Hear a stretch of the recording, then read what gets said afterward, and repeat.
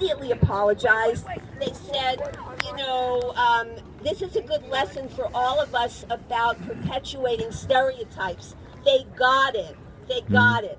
And they said, you know, we're going to switch it out and we're going to have it be zombies instead. And so what do we learn from this? We learn that advocacy works. Unfortunately, this wasn't the end of this battle, because another place called the Spirit Chain, which has 1,100 stores across 50 states, they have Halloween paraphernalia for sale, and it's described as follows. Everyone is going to go crazy when they walk into your bloody home as you decorate using this asylum wall kit. These dilapidated asylum graphic sheets hang on your walls as you accent it with blood-covered hand and rat graphics. Perfect to freak out guests when they walk into your home. Dress as an asylum patient and it will bring the entire decor together. Okay, so guess what? They give on their website the name of their general counsel. And I am going to give you his phone number right now, which is 609-645-5409. That's 609-645-5409. That's great anonymity there. You don't have anything to write with. He doesn't need it, though. Get that for you later. Yeah, I'll and need that everybody later. should flood his voicemail box. Right. Text. Demanding that they stop selling this hideous Halloween paraphernalia. Okay. So that's battle number one. And I see Judy Baines over there, who is a huge leader in our movement from before Joseph. Yeah. She mentored Joseph Rogers. So Judy, put your hand up. Judy Baines. Judy Baines, everybody. Judy. She's been active for a gazillion years over here. Gazillions. Okay, so then my next battle I want to talk about that isn't won. And how much time do I have left, Sarah? How much? Sarah, as much as you need. What? Oh, wow. I don't think so. How much? All right. So my second battle, this is really dear to my heart, and I've got my Close Rikers t-shirt on. I asked if they had one in green, but they didn't. Okay, so on September 24th, nearly 1,000 people marched in New York City demanding that this infamous hellhole, Rikers Island, which Judge Wren talked about a little bit, be shut down. And even the New York Times, who's very mainstream, has written the sensible thing to do with Rikers is to close it. This is our battle, because according to the Times, people with mental health conditions make up nearly 40% of the population at Rikers, a total of 4,000 men and women at any given time, more than all the adults in New York State psychiatric hospitals combined. The group that's leading this battle is Just Leadership USA, and the guy that founded that is Glenn Martin. Glenn Martin spent time in Rikers. He was in a New York State prison, and he then got out and he founded this great organization, Just Leadership USA. And so he has made it a personal goal and a goal of his organization to close Rikers. Now, people have died. Khalif Browder, who was a 16-year-old, died by suicide because he was so traumatized after his 3 years in Rikers, during which he was never, he never stood trial. They finally let him go. But he was so traumatized that he got out and died by suicide. And what was he accused of? Stealing a backpack, okay? No, man. Now, the New York City has recently paid out really large settlements in cases of 3 guys in prison at Rikers who died after staff showed such incompetent, this is a quote, incompetent and inadequate care as to shock the conscience. That's a quote from a New York City official. One of these men, why was he in Rikers? He failed to announce an address change to his parole officer. So they locked him up for that. Oh my God. All right, so here's what you do. Glenn Martin said those who are closest to the problem are closest to the solution, and that's all of us. We're closest to the problem. Contact Mayor Bill de Blasio. Contact Mayor Bill de Blasio. You can tweet him You can tweet him at Bill de Blasio. You can write to him, Mayor Bill de Blasio, City Hall, New York, City, New York. And if you go on the New York Gov website, you'll see a contact form. And tell him, shut Rikers Island down now. Yeah. What do we want? Shut Rikers Island down now. Shut Rikers Island down now. Okay, thank you so much. Right on.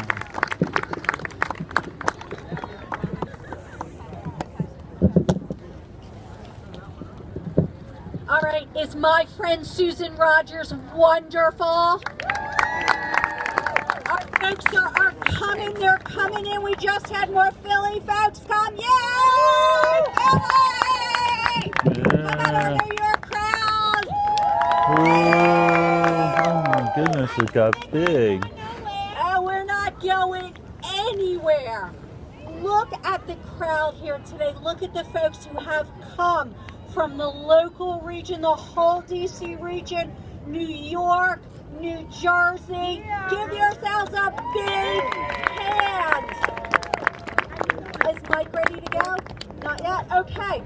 You want to introduce him or you want to? Okay. Thank you. Thank you again. And I just wanted to say that we're really sorry. We were hoping to have Miss Altered States here today, but she was called for a video shoot, and so she was unable to make it.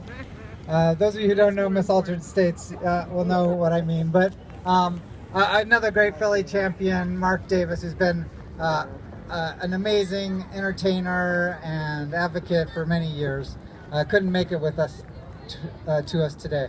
I want to just point out that Susan was talking about an advocacy action that just recently happened.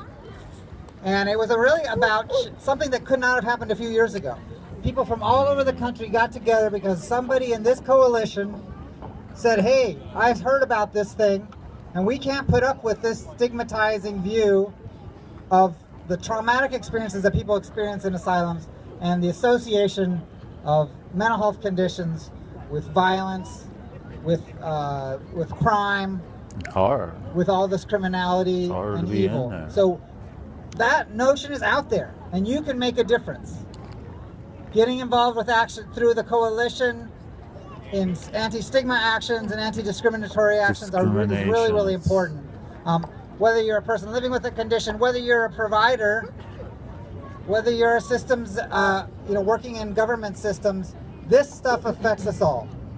It's low expectations and stigma that have driven a system and a culture in which our dignity is constantly at stake. The dignity of people, not only with mental health conditions, but everybody affected. How are we doing, Mike? You ready? Okay. And a lot of you weren't here when Mike started us off earlier today, but Mike Skinner is an amazing champion, also of the movement, who really, we were really grateful to have him come here and inspire us with his stories and music. Hi, folks. Anyone here from New Hampshire? I am. How about Massachusetts? Probably picking up my Long Island accent by Boston.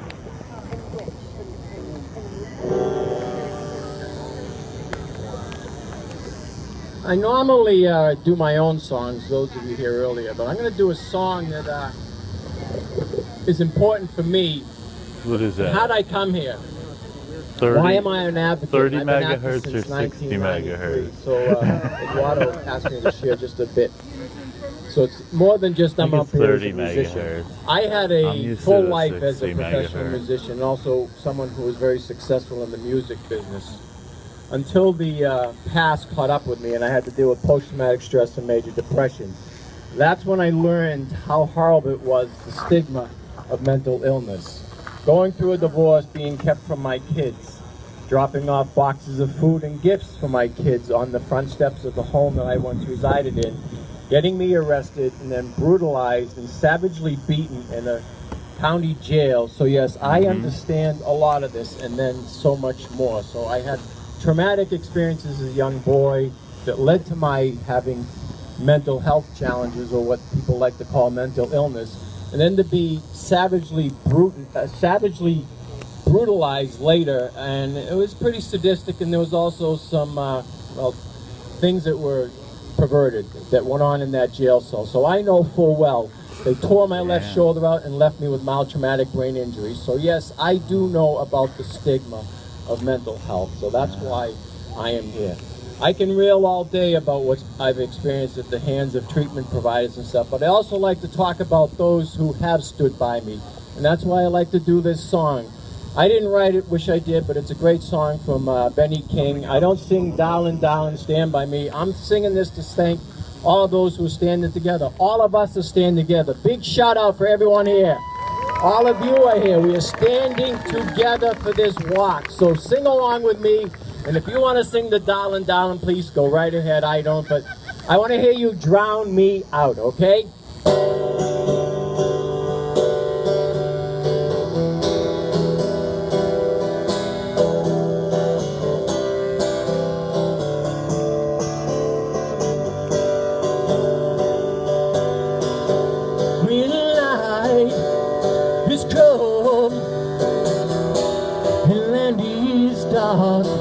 And the moon is the only light we will see.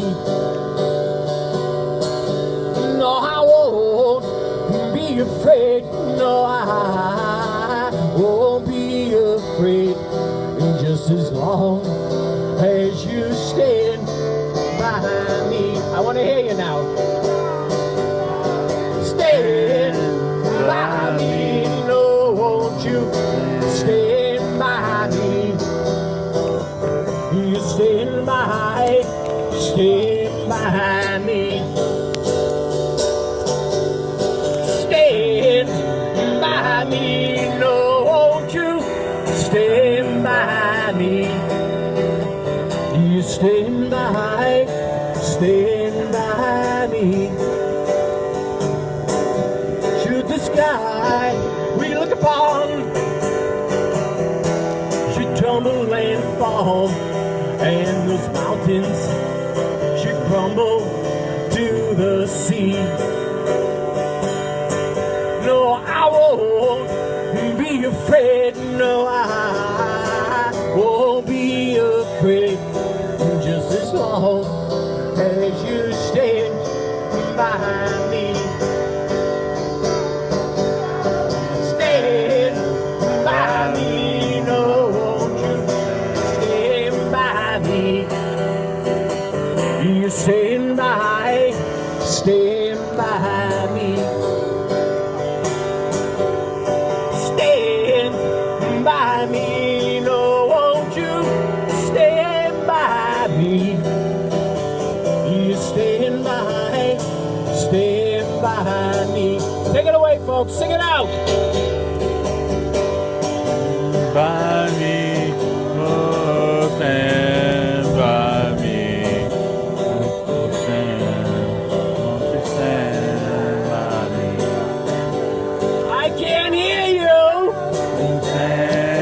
By me, oh, stand by me, oh,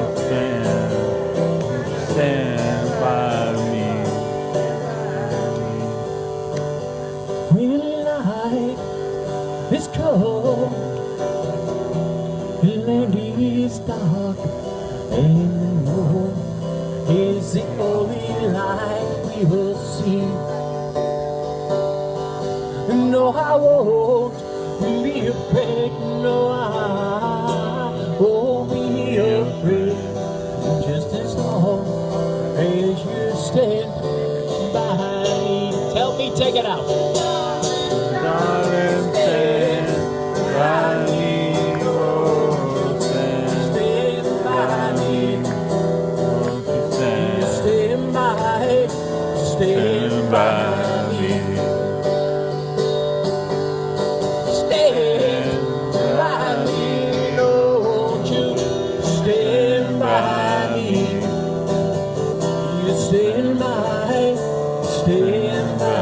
me.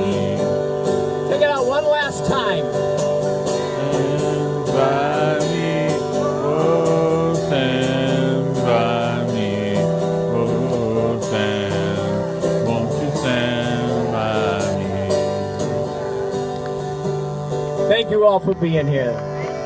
Big hand to yourselves.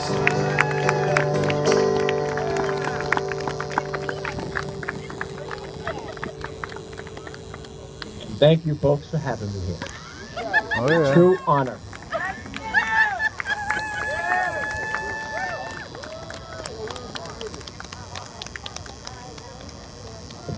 Hi, everybody. I'm Harvey from New York. Harvey. So let me make a little roll call here. How many people from Philadelphia? How many people from New Jersey? How many people from Pennsylvania? I already did that, right? Who am I missing? Virginia. Maryland. New York City. Long Island. You go, New York. How many people from the Psychiatric Rehabilitation Association? All right. Thank you for coming this year. You know, they arranged their retreat just to be able to come to this, so we thank you so much.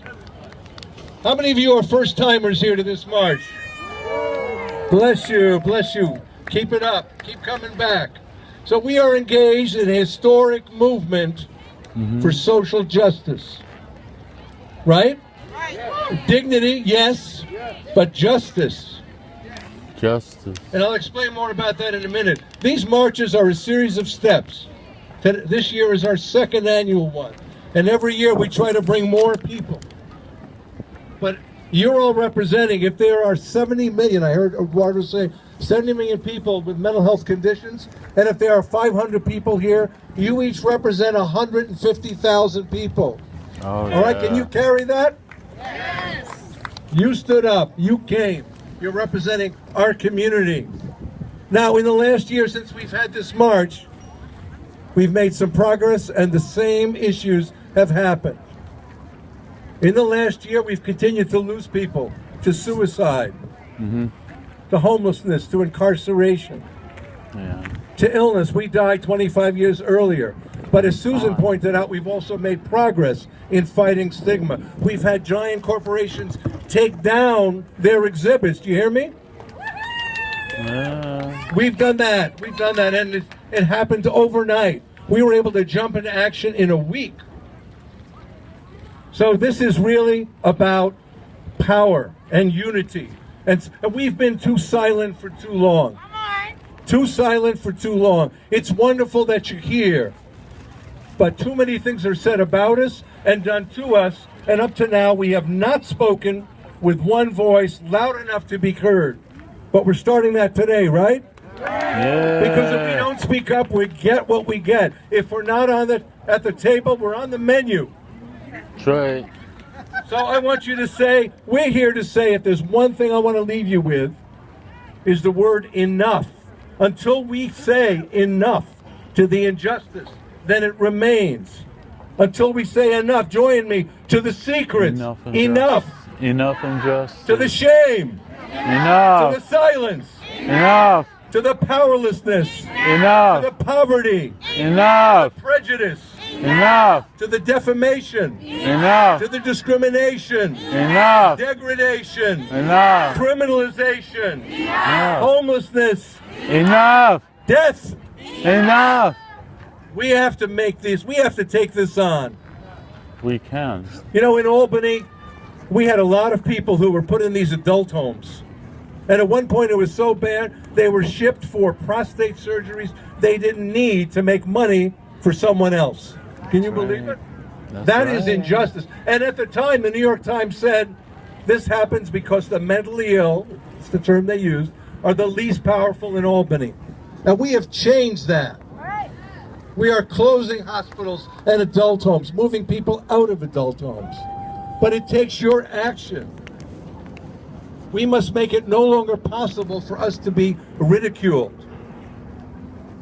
We seem to be, we're seen as scary, as violent, as shameful, as incapable. We have to take that narrative back. Will you join us in that? Yeah. Take that back. We have to get in touch with outrage. Oh, yeah. Are you feeling outrage? Don't be afraid of outrage. It is the right response to the situation we deal with. And that outrage has to turn into what?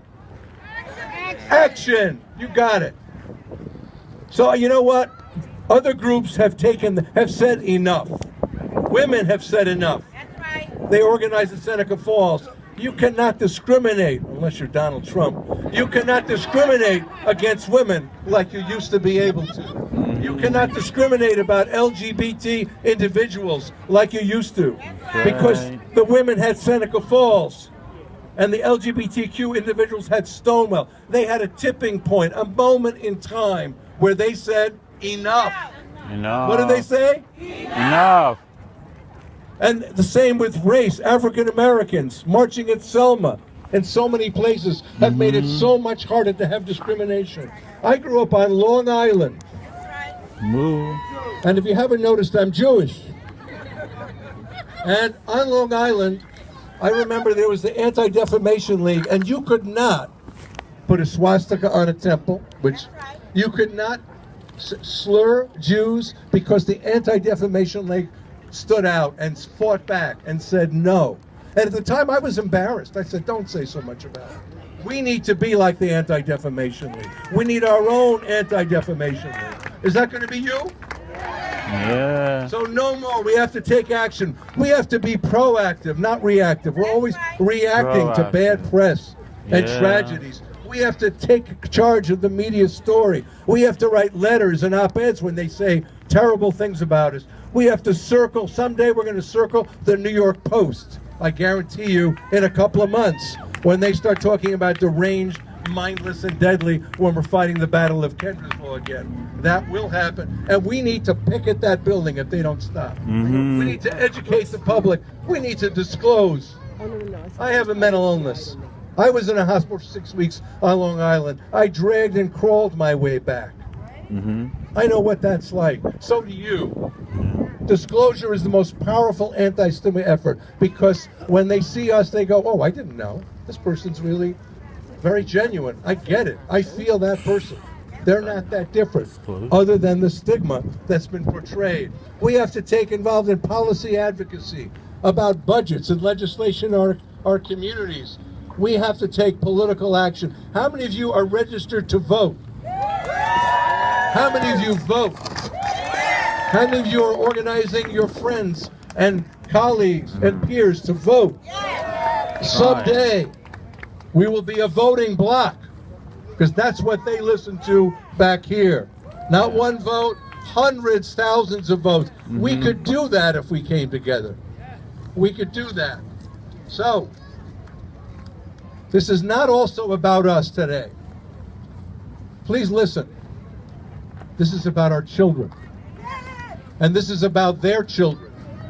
If we fight this battle, then their children will come into a world where there isn't as much silence, secrets, and shame, prejudice, and discrimination. They won't be as afraid because of the work you're doing today and will continue to do. We have to share our courage and conviction. We have to be relentless. Do you hear me? Relentless. This is not something you get on Facebook and rant for a couple of minutes and then you're okay. It's not even something you do here. How many of you got up at 2 in the morning? 3.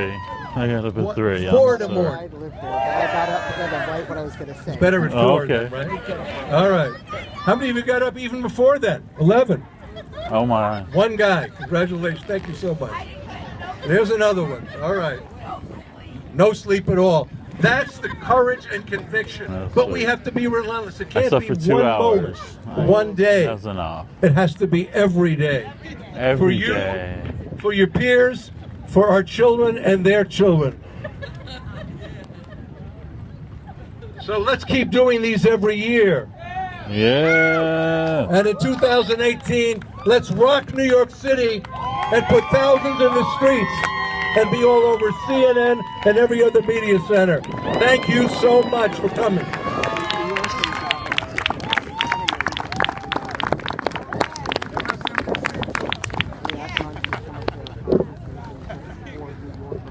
Woo. Hey, Harvey! What a movement that we have leaders like Harvey Rosenthal. Harvey is the man. I'm getting close to the microphone, and I want to make sure that it's up there.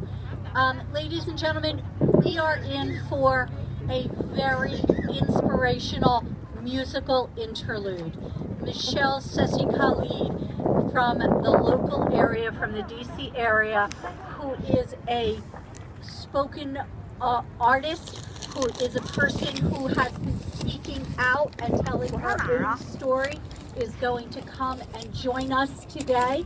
Michelle is going to share a little bit about her journey and share some music with us. Please, let's welcome Michelle.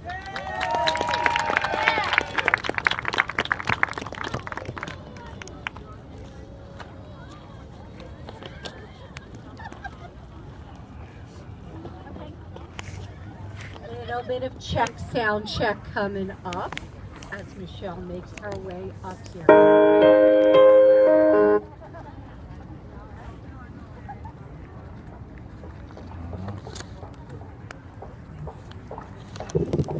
Woo. Hello. Hello. My name's Michelle Sessi Khalid. Hi. Hi.